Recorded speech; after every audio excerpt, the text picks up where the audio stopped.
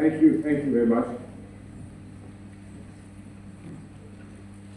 मैं आप लोगों को संबोधित करूं उससे पहले मेरा कर्तव्य बनता है। लोग जहां मंच पर जो मौजूद हैं, अंकिता जी हैं, राजेंद्र जी हैं और मेरे क्या कहूँ, छोटे भाई कहूँ, बेटा कहूँ, क्या कहूँ, सचिन पायलट साहब हैं। इन्होंने ये कहा, इन्होंने मुझे कॉम्प्लीमेंट दिया कि इतने वर्षों से मुझे देखते आए हैं, मैं बदला नहीं। अच्छाई भी हो सकती है, इसमें बुराई भी हो सकती है, क्या लेकिन इन्होंने अच्छाई के तौर पर ही कहा था। लेकिन मैं इस कॉम्प्लीमेंट को रिटर्न करूं तो कैसे करूं, मैं ये कह नहीं सकता हूं कि आप भी वैसे ही हो जैसा मैंने देखा था 50 साल पहले। इतने सीखे, अब इतने बड़े हो गए हैं, तो मैं कैसे कहूं कि वैसे ही है, लेकिन स्वभाव वैसा ही है। और जिस तरह से वो ये मोह लेते हैं एक व्यक्ति को, आप सबको मोह लिया है, वो इनका तब से था जब ये छोटे से बच्चे थे। इनके पिताजी के साथ मुझे काम करने का अवसर मिला था, बल्कि इनके पिताजी ने सबसे पहले राजनीति में आते समय मुझसे पहले संपर्क किया था। वो फौज में थे, एयरफोर्स में थे। मुझे एयरफोर्स में जाने का बहुत शौक था और इसलिए मैंने उनको ढूंढ के निकाला कि मैं उनसे बात करूं कि एयरफोर्स में जाऊंगा तो क्या होगा। उन्होंने उल्टा ही मुझे पाठ पढ़ा दिया कि राजनीति में आना है, राजनीति में आऊँगा तो क्या होगा। और वहाँ से देखते देखते वो कहाँ कितनी ऊंचाई पर पहुँच गए। तो आज मेरा सौभाग्य है कि इनके साथ मंच पर आप लोगों से ये संपर्क करने का अवसर प्राप्त हुआ है। मैं ये सोच रहा था कि आज आपसे कहें तो क्या कहें। आप लोग एक नई पीढ़ी के, आने वाले कल के, आने वाले युग के, कल के इस देश के निर्माता बनेंगे। आप लीडर्स बनेंगे इस मुल्क के, इस देश के, और हमारे डेमोक्रेसी को, हमारे लोकतंत्र को आगे बढ़ावा देंगे, उसका मार्गदर्शन करेंगे। और मैं उम्मीद करता हूं कि जो भी यहाँ रिकॉर्डिंग होती है, मुझे 2-3 दफ़ा आने का अवसर प्राप्त हुआ यूथ संसद में। यहाँ जो रिकॉर्डिंग होती है, मुझे उम्मीद है कि एक वर्ष वो आएगा बहुत जल्दी, कुछ दिन बाद वो आएगा जब यहाँ से निकल कर कोई पार्लियामेंट में पहुँचेगा, कोई बहुत बड़े पद पर पहुँचेगा और वो कहेगा, युवा संसद वालों से कहेगा कि हमको उस समय की आप रिकॉर्डिंग दे दो जो हमने आपके लोकसभा या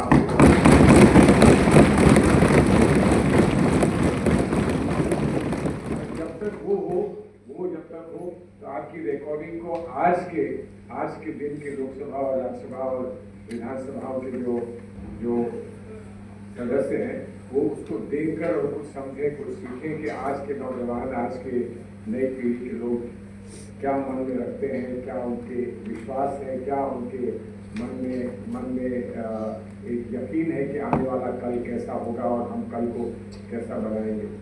तो मैं आपको बधाई देता हूँ, अंकिता को बधाई देता हूँ। जब मैं देख रहा था इनकी ओर बैठी हुई थी, तो मैं ये सोच रहा था कि ये एक दिन स्पीकर होगी हमारे लोकसभा की, क्या स्पीकर बनेंगी एक दिन, जहाँ इस तरह से संचालन करती है, तो वैसे भी हमारे लोकसभा का भी एक दिन संचालन करें, ऐसी मेरी दुआ है, ऐसी मेरी प्रार्थना है। आपको देखकर यहाँ जिस विश्वास के साथ और जिस उत्साह के साथ आप लोग यहाँ एकत्रित हुए हैं, इकट्ठे हुए हैं, तो मेरे मन में एक बात आ रही थी। आज और आने वाले कल में जो यहाँ पर दिल्ली में एक बहुत बड़ा अच्छा कार्यक्रम सूफियों का हो रहा है, उस कार्यक्रम में सब प्रधानमंत्री जी कल गए थे और उन्होंने वहाँ पर कुछ शेर सुनाए थे। तो मैंने भी ये सोचा कि आप जब यहाँ एकत्रित हैं, कोई आप सूफियों से कम नहीं है, तो मैं भी आपको एक शेर से अपनी बात शुरू करूँ कि मेरी आँख बंद की जब तलक मेरे सामने नूरे जमाल था, खुली आँख मेरी तो ना खबर रही वो ख्वाब था या ख्याल था।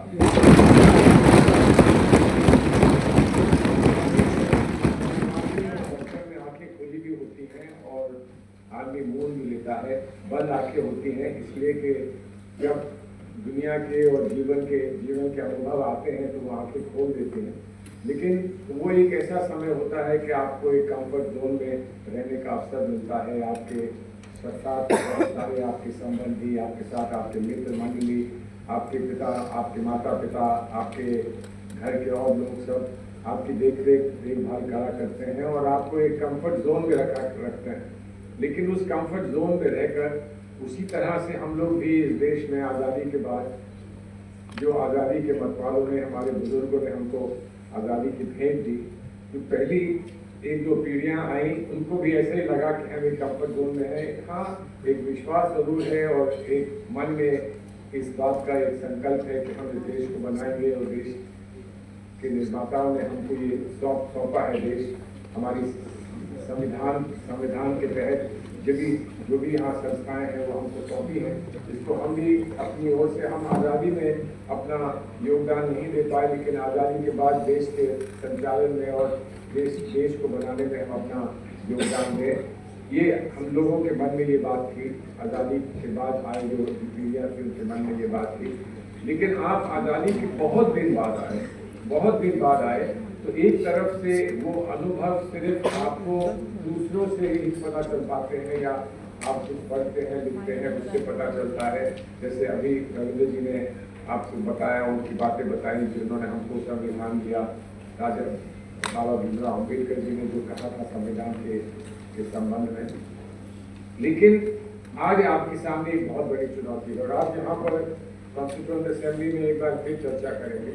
बिल्कुल ऐसा लगता है कि क्या कॉन्स्टिट्यूएंट असेंबली में चर्चा करते हुए आप अपने आप को वहाँ पर बैठा देंगे जो कॉन्स्टिट्यूएंट असेंबली से हमारा कॉन्स्टिट्यूशन निकल के बाबा भीमराव अम्बेडकर और उनके शासकों ने हमको दिया था। तो क्या उस समय वो इतनी दूर तक देख सकते थे कि एक दिन किन चुनौतियों का सामना हमें करना होगा इस देश में? क्या वो ये समझते थे कि हम जो भी हमारे सामने तब उस समय समस्याएं थी उनका समाधान निकाल लेंगे और एक नया भारत बनाएंगे, एक नई दिशा की ओर हम लोग बढ़ेंगे, जो बार जिसका संकेत हमारे संविधान में है। संविधान को कहा गया है कि वो एक क्रांतिकारी एक दस्तावेज है, एक रेवोल्यूशनरी डॉक्यूमेंट है, जो हिंदुस्तान को, भारत को, हमारी माँ के अर्थव्यवस्थाओं को बदल कर और उनको एक उजाले की ओर ले जाएंगे और एक नया और एक आदर्शकारी समाज हम लोग बना पाएंगे। लेकिन आज जिन चुनौतियों का हम सामना कर रहे हैं, इन चुनौतियों को अगर उन्होंने एंटिसिपेट किया होता तो वो क्या करते? क्या उन्हें कुछ और करना होता? आज हमारे सामने क्या समस्याएं हैं? आज हमारे सामने ये समस्याएं हैं कि हम ये समझते थे कि हम सब इस तरह से इकट्ठे हो जाएंगे कि भारत वर्ष में कोई ये कभी नहीं कहेगा कि तुम भारतीय हो या तुम कम भारतीय हो। हर व्यक्ति भारतीय होगा। फूलों को एक साथ समाकर, सब फूलों को एक गुलदस्ते में इकट्ठा करके हम ये कह पाएंगे कि हम सब भारतीय हैं। अलग अलग हमारा रंग हो सकता है,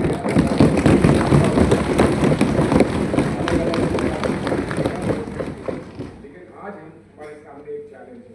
मैं ये नहीं कहूँगा कि हमारा इस चैलेंज को के संबंध में हमको ये जवाब देना है कि ये गलत है और ये कोई जो है वो नाजायज कर रहा है, या जो कर रहा है वो भारत के साथ अन्याय कर रहा है, ऐसा नहीं कहूँगा। लेकिन मैं कहूँगा कि अलग अलग विचार हैं और अलग अलग विचारों पे, जैसे सचिन पायलट साहब ने कहा कि हमें संवाद चाहिए, हमें डायलॉग चाहिए, हमें बात चाहिए। डिसेंट का मतलब ये नहीं होता कि आप किसी के विरोधी हैं। विरोध क्या है, कितना होता है, कैसे होता है, और बातचीत में भी विरोध हो सकता है और किस तरह से उसको कन्वे किया जाता है, ये एक बहुत बड़ी जिम्मेदारी होती है लोकतंत्र में। लेकिन बहुत वर्षों तक, बहुत दशकों तक हमने इस बात में विश्वास किया कि इस देश में यूनिटी इन डाइवर्सिटी चाहिए।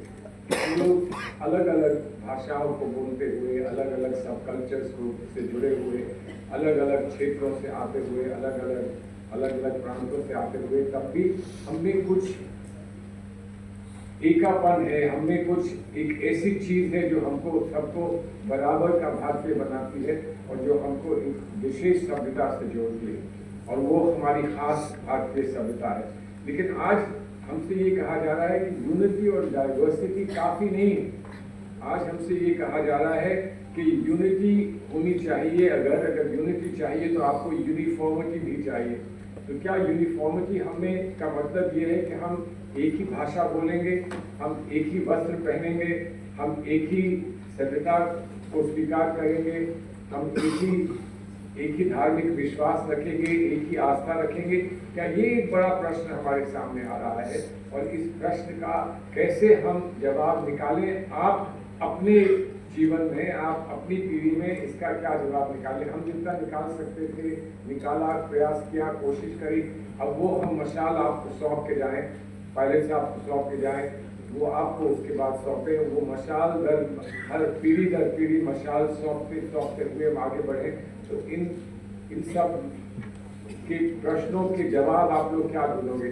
अभी मेरी बात पायलट साहब से हो रही थी, उन्होंने ये पूछा कि क्या होगा, क्या कोई व्यवस्था बनाई जा रही है जो कास्ट सेंसस इस देश में होना है, जिस पर एक आम सहमति है इस देश में कि कास्ट सेंसस हो। क्यों हो कास्ट सेंसस? इसलिए हो कि हम जो भी धरातल पर वास्तविकताएं हैं हमारे सामाजिक जीवन की, वो हमें मालूम हो, उन पर हम सिर्फ उनके आंकड़े हमको स्पष्ट हमारे सामने हो, उसके बाद हम क्या नीति अपनाएं न्याय के लिए, क्या नीति अपनाएं सोशल जस्टिस के लिए, वो चर्चा फिर व्यापक चर्चा उसके बाद होगी। लेकिन कम से कम हमें मालूम हो कि सामाजिक न्याय के लिए जो धरातल है वो क्या है, उसका जो प्लेटफॉर्म है वो क्या है, हमें मालूम हो। तो क्या ये होगा और कब होगा, इस पर कुछ पार्टियों ने इस आवाज़ को उठाया है, लेकिन इस पर चर्चाएं हमारे कॉन्स्टिट्यूशन असेंबली में भी हुई थी, इस पर हमारे संविधान में भी कुछ व्यवस्थाएं बनाई गई हैं, लेकिन इसको आगे बढ़ाने के लिए हमें क्या करना है? अभी हमारे सामने, अगर आप जैसे कुछ लोगों ने इस चीज़ को देखा होगा, हमारे सामने अमेरिका का एक अनुभव है। अमेरिका में एक व्यापक परिवर्तन हुआ है, राजनीतिक परिवर्तन हुआ है, और वहाँ पर ये कहा जा रहा है कि डाइवर्सिटी, इक्विटी एंड इंक्लूजन जो हमारे लिए जिसकी प्राथमिकता है, हमारे कॉन्स्टिट्यूशन में, संविधान में ये बात बहुत स्पष्ट दर्ज है, लेकिन हमने अपने राजनीतिक पॉलिसीज में भी और अपने राजनीतिक मंच में हमने तकरीबन हर पार्टी ने कहा है कि ये हमारे लिए एक प्राथमिकता है, हमारे लिए एक मुख्य बात है कि हम डाइवर्सिटी, इक्विटी और इंक्लूजन करें, जिसे हम लोग रिवर्स डिस्क्रिमिनेशन या रिजर्वेशन पॉलिसी कहते हैं, जिसका संबंध सीधे कास्ट सेंसस से भी है। लेकिन अमेरिका में आज देखने को मिल रहा है कि जिस मुल्क से हमें बैके जैसे जर्नल्स मिले, जिस मुल्क से हमें कॉन्सेप्ट रिवर्स रिजर्वेशन का मिला, जिस रिवर्स डिस्क्रिमिनेशन का मिला, जिस जगह से हमको कॉन्सेप्ट मिला इक्विटी और जस्टिस क्या होता है, और जिसको अभी रघुवीर जी ने कहा हमने अपने कॉन्स्टिट्यूशन में भी रखा है, वहाँ पर इस चीज़ को पॉलिसी से अलग किया जा रहा है। ये कहा जा रहा है कि डाइवर्सिटी, इक्विटी और इंक्लूजन जो है वो गलत है, उसको अलग करिए, ये जस्टिस के खिलाफ है।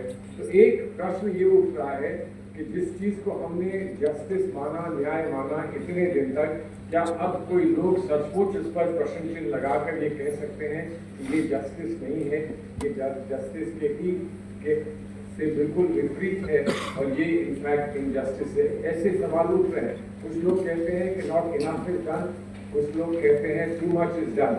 तो ये जो चैलेंज है, ये आपकी पीढ़ी का चैलेंज है, आपकी पीढ़ी का चैलेंज है कि आप आंदोलन करें और देखें कि अब तक हम कहाँ से चले थे, कहाँ पहुँचे हैं, और इसके आगे हमको कहाँ जा सकते हैं और कहाँ तक हमें जाना चाहिए। ये सारा डिबेट मैं वो समझता हूँ आप लोग शुरू करेंगे, और डिबेट यहाँ से शुरू होगा, आज आपकी चर्चाओं में आएगा, लेकिन यहीं पर समाप्त नहीं होगा। यहाँ से बहुत दूर तक इस डिबेट को ले जाना है, और मैं उम्मीद करता हूँ कि जैसे जीवन में आप आगे बढ़ते जाएंगे, इस डिबेट को आप आगे